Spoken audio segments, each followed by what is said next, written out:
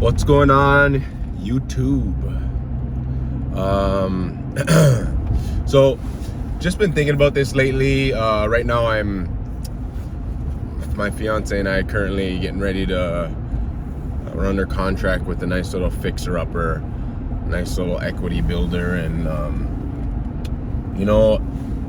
I start to realize that at least this deal right now is not a very it's not a very easy one, because it's a fixer-upper, because it needs work, because we have it under contract for a low price.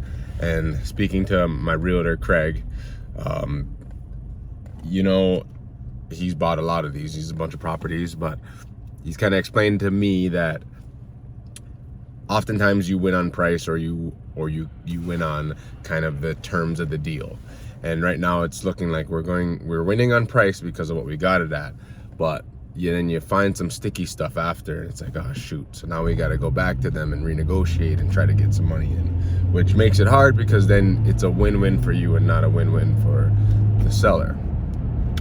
And I just looking at everything that has to happen, it's like, man, as easy as everybody makes this game sound, investing and acquiring assets and fixing up properties and getting them for good deals, like, this is hard, and nobody on YouTube and nobody in their books wants to tell you how hard it is. And it's good that it's hard, because if it wasn't hard, the competition level would be even higher than it is already. There's already a lot of competition. If it was any easier, there'd be a lot more competition. It would make it even harder. So, and going through it, what I've been thinking is like, man, why can't this be easier? Why can't this be easier? Why can't this be easier? And then it kind of popped in my head, this, I said in front of Craig, and he said it was Zig Ziglar at Jim Rohn's. I heard it from Jim Rohn's, but he just said, don't ask for life to be easier, ask for better skills. And going through all of this, I'm like, yeah, you're all right. I haven't acquired one in a few years, the one I'm currently living in, duplex. So it's like you kind of forget all of the stuff that you need to do, and you forget the process, and you forget how everything kind of goes from line to line to line to line to line, and you lose those skills. And what it really is it's a lack of systems on my place. So it's like, okay, I don't have the right systems. That's why this is so hard. It was easy after the first one, because like, oh, I'm in a groove, I'm moving. But now it's been a while. You kind of forget everything, that all of the steps, and it makes it a lot harder when you're trying to figure out what to do next, when, man, this is a repeatable system that you can just make.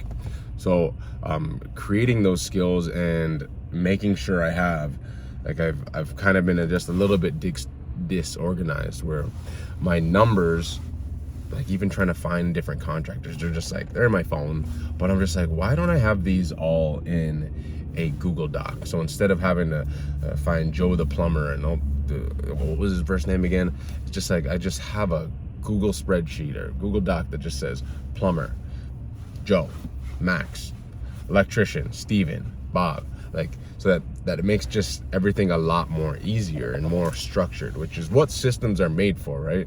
Systems are made to make your life easier. And I think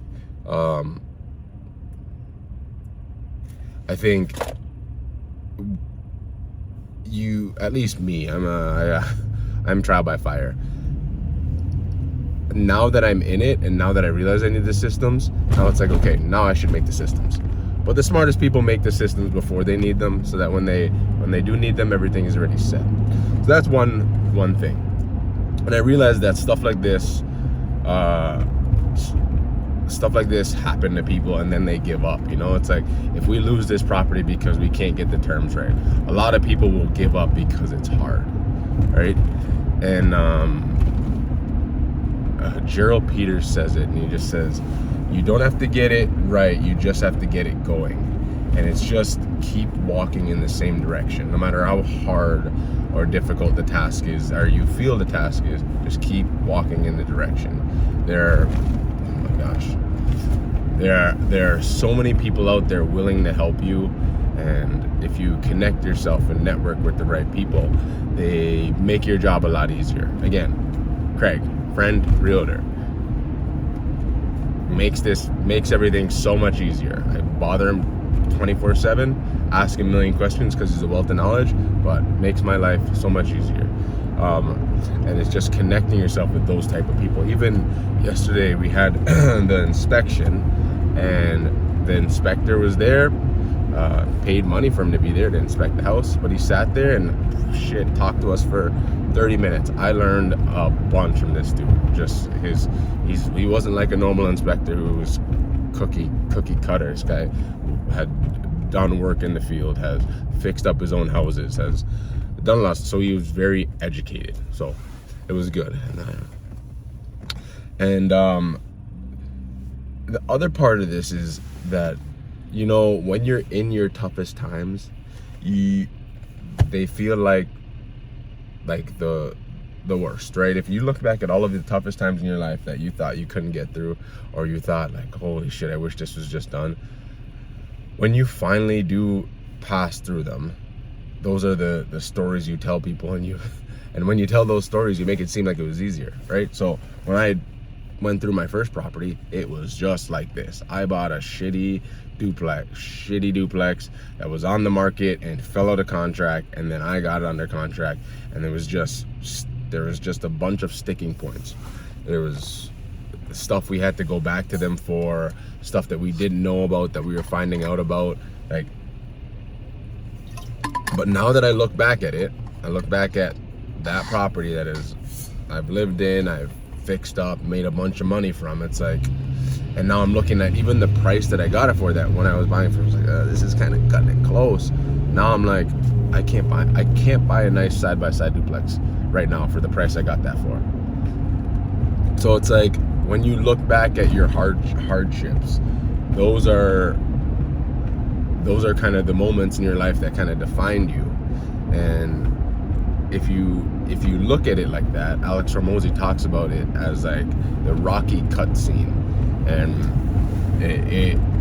it's not a cutscene until after the cutscene, until after it's all done. And while you're in it, yeah, it fucking sucks, and it seems like nothing's really going your way, and you're finding problems here and you're finding problems here.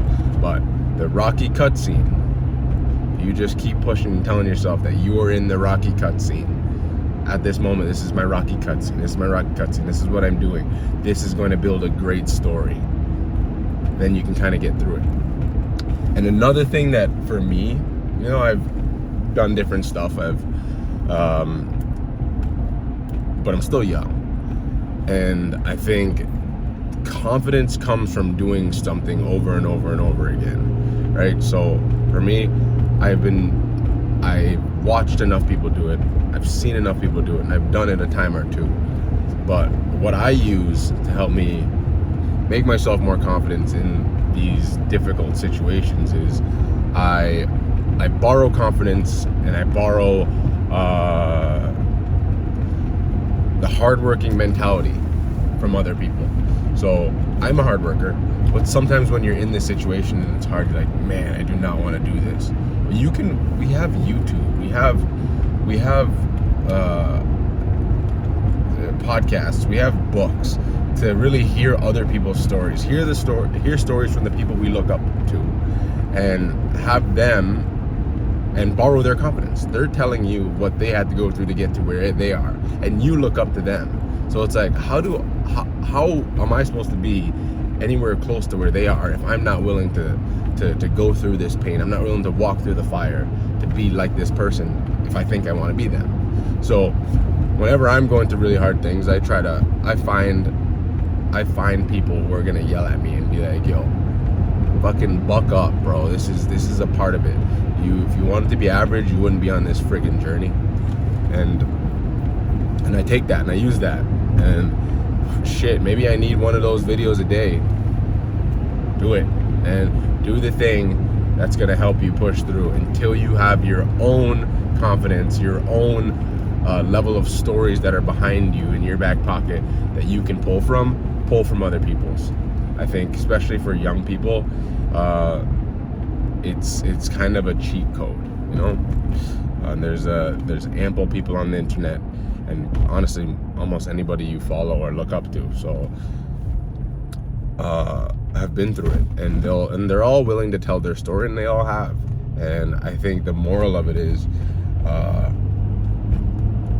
to be successful, to be the person that everybody looks up to, or to be the person that has the company and is rich and doing great stuff, is there is sacrifice, and it's not easy, or else there'd be a million CEOs, there'd be a million Elons, there'd be a million Jeff Bezos, there'd be a million Brandon Turners or David Greens. But there's not, and that's because it's hard, and embracing the hard. So that's just my rant for the day. Just putting out how I'm feeling about this kind of the thing I'm doing, the property we're trying to acquire right now. And